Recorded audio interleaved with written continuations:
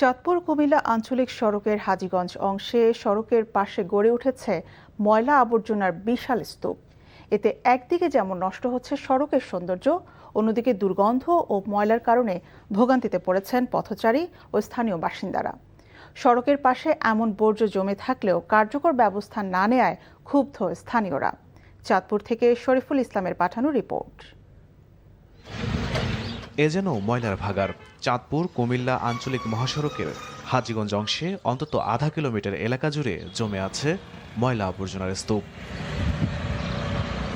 রাস্তার পাশে দীর্ঘদিন ধরে পড়ে থাকা এসব ময়লা আবর্জনা থেকে ছড়াচ্ছে উৎকট দুর্গন্ধ। সামান্য বৃষ্টি হলে আবর্জনা সড়কে চলে আসে, ফলে চলাচল করা দায় হয়ে পড়ে স্থানীয়দের।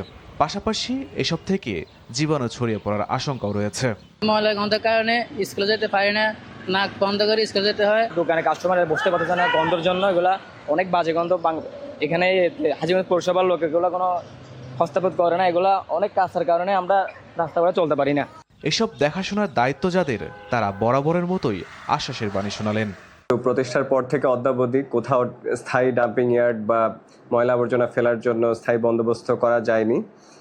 তো আমরা প্রশাসক হিসেবে দায়িত্ব নেওয়ার পর থেকে এ ব্যাপারে কাজ করছি। খাস জমি আমাদেরকে দেওয়ার জন্য প্রক্রিয়া চলছে এবং আমরা সেটিতে একটি রাস্তা করার জন্য কাজ শুরু করেছি। ভুক্তভোগীদের দাবি, দ্রুত এসব বর্জ্য অপসারণ করা হোক, পাশাপাশি ব্যবস্থা নেওয়া হোক নির্দিষ্ট স্থানে ময়লা ফেলার। NTV news desk.